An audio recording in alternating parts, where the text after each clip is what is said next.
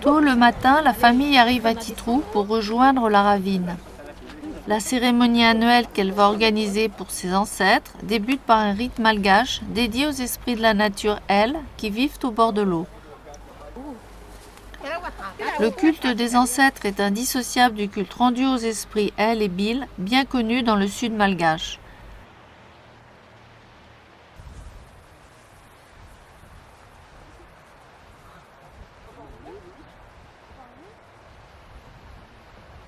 À Madagascar, ces esprits, dont on dit qu'ils ont une origine humaine, sont considérés comme les ancêtres primordiaux des ancêtres mémorisés.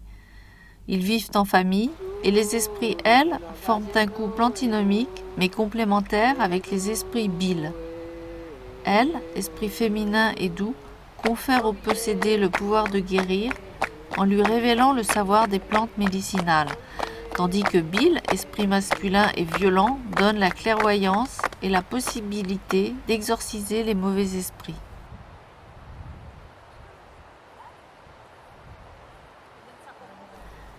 La maîtresse de maison tient la poulette qui sera offerte aux esprits Possédée depuis son enfance, c'est à la demande de son esprit qu'elle organise Vilkalam pour le bien-être de sa famille. On s'approprie une aire rituelle qui est nettoyée avant chaque rite, car les esprits exigent la propreté.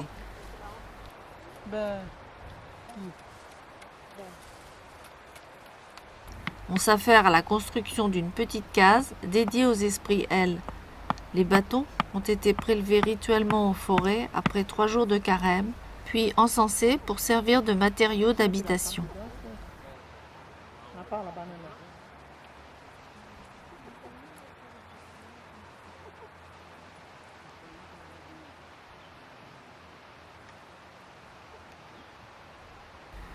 Ce type d'échafaudage est conforme aux pratiques Vez ou Mahafal du sud-ouest malgache, alors que plus couramment à La Réunion, on construit un entourage à l'aide de bâtonnets selon le rite Tantanouche de la région de Fort-Dauphin. On dépose les objets de culte, les cordes qui servent de réceptacle aux esprits et le bois Vabas destiné à les appeler. L'assistant débouche les flacons d'huile de ricin, de parfum et de miel, les ingrédients dont les esprits raffolent.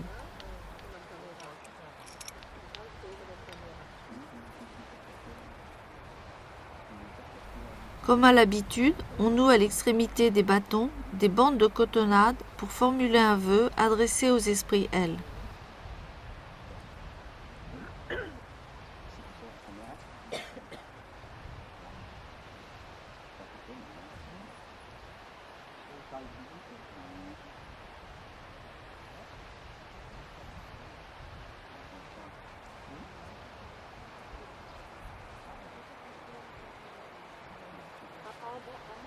Sur l'étagère inférieure, on dépose la nourriture favorite des esprits morues séchées, pain et bonbons qui sont offerts à leurs enfants.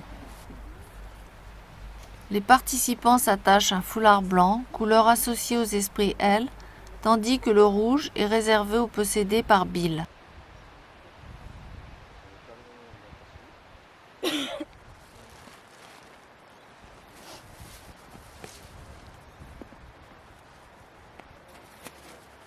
L'assistant sert la nourriture des esprits, patates douces, cambaves, songes, épis de maïs et ouem qui ont bouilli sans sel.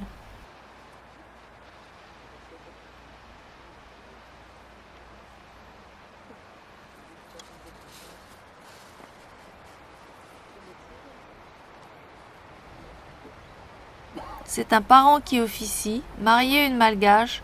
Il fait de longs séjours à Madagascar où il apprit à s'habiller comme les possédés par des esprits douanes, chaque couleur correspondant à un esprit qui le possède.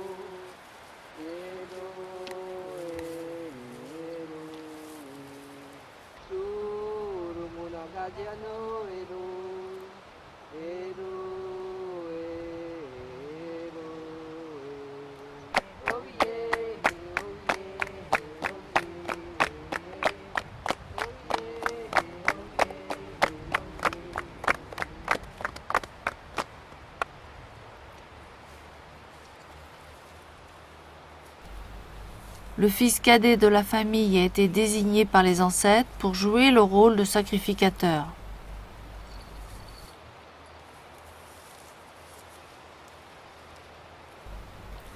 L'officiant s'enduit de kaolin pour faciliter la communication avec les esprits.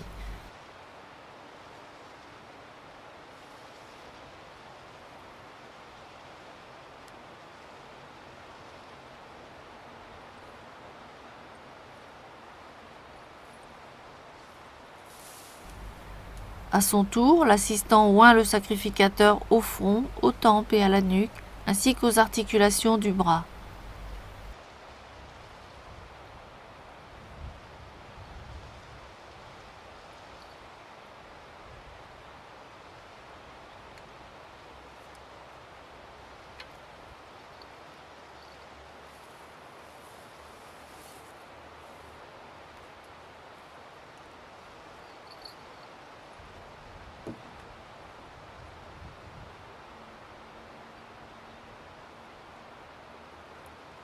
C'est pour satisfaire au goût des esprits qu'on verse du miel sur la case et sur leur nourriture, de l'huile de ricin et du parfum.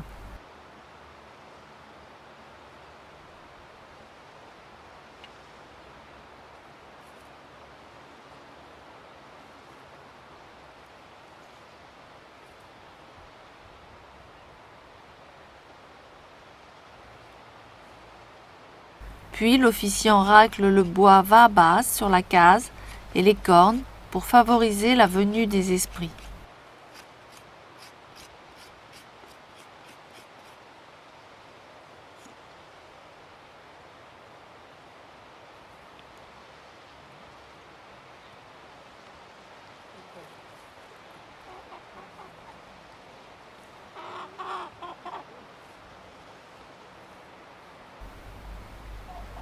Pour que la poulette soit acceptée par l'esprit elle, il verse de l'huile de ricin sur sa tête et il racle le bois va-bas.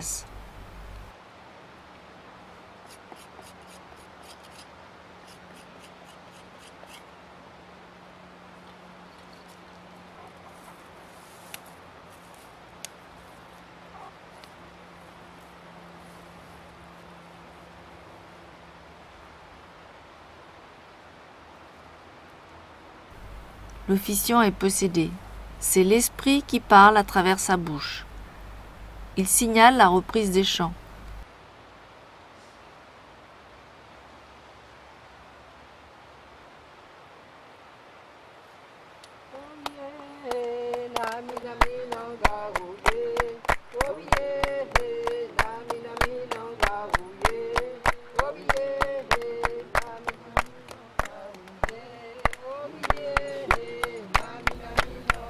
Toujours en transe, l'officiant tient son bâton, emblème du possédé.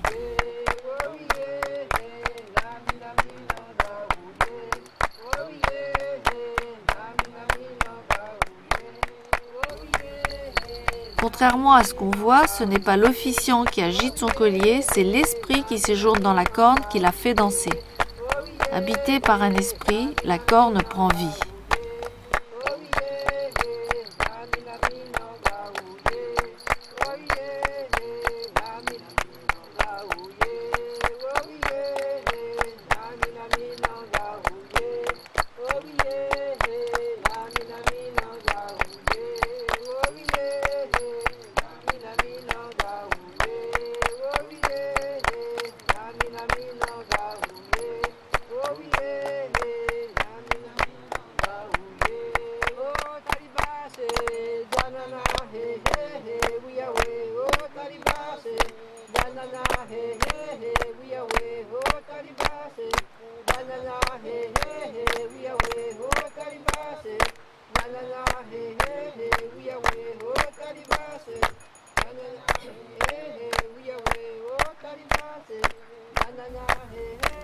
À la demande des esprits, l'officiant asperge l'assistance de parfums.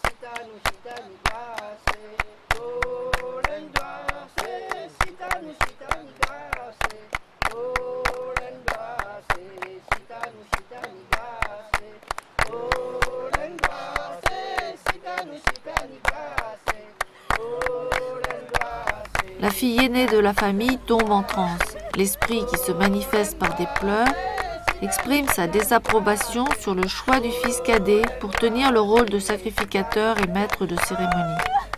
Effectivement, son esprit ne s'est toujours pas manifesté.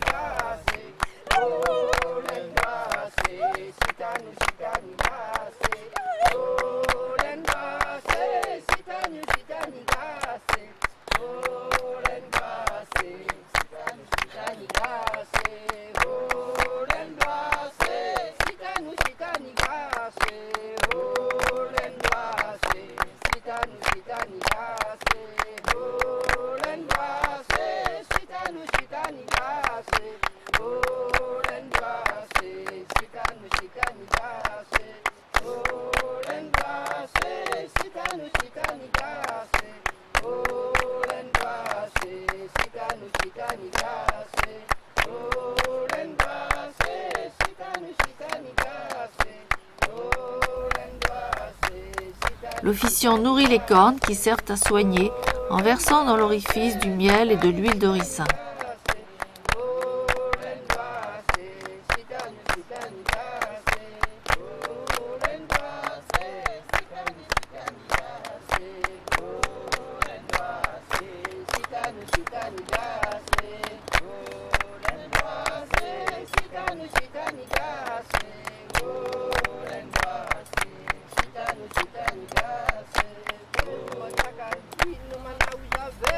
Au changement de chant, l'esprit quitte le corps de la possédée.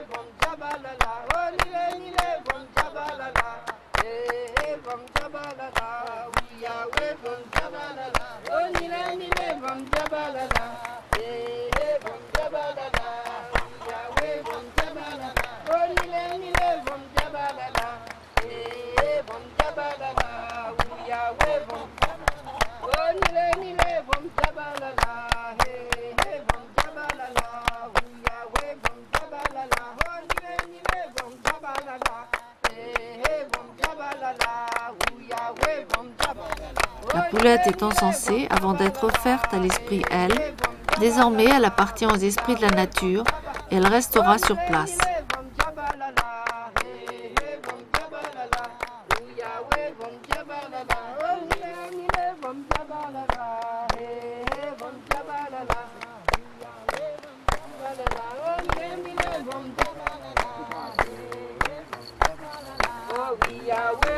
Afin que la famille bénéficie de la protection des esprits, le sacrificateur l'encense en circonscrivant l'air rituel.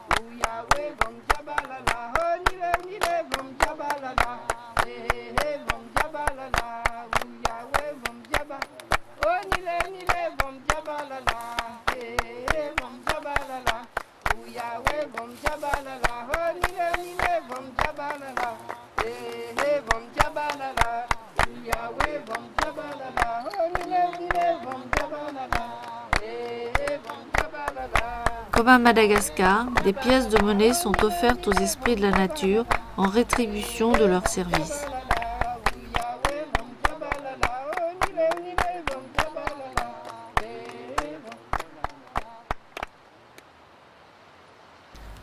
À la fin de la cérémonie, chaque participant prie et formule ses propres demandes aux esprits.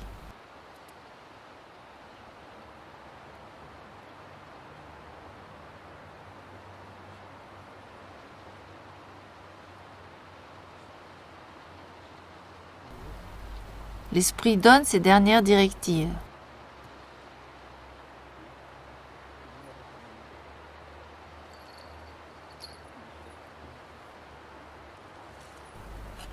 Les raclures de bois sur la fontanelle, lieu de passage des esprits, sont destinées à les faire sortir.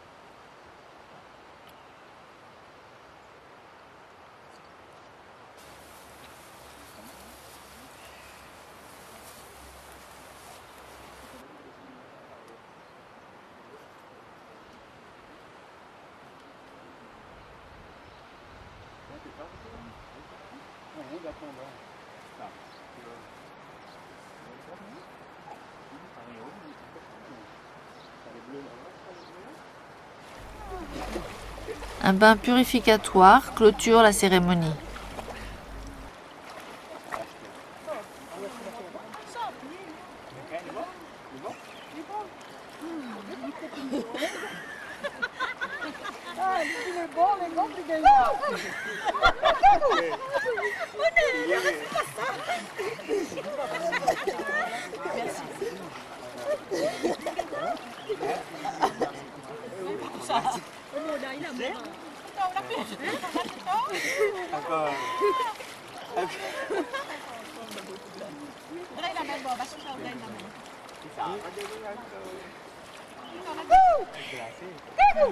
Comme à Madagascar, on souffle dans les oreilles des possédés pour chasser définitivement l'esprit.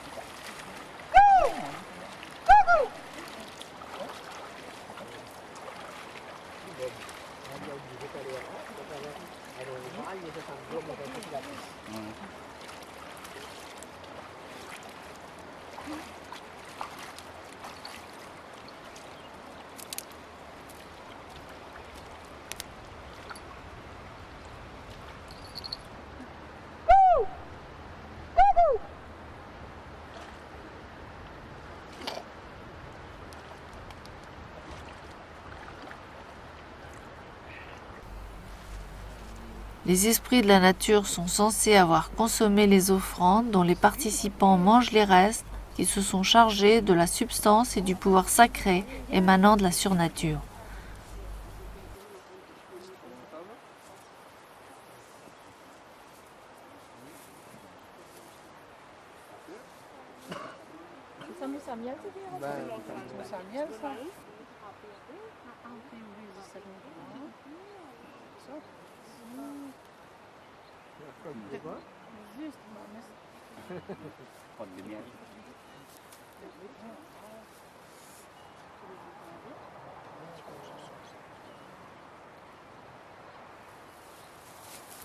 Le service cabaret en l'honneur des ancêtres aura lieu samedi prochain.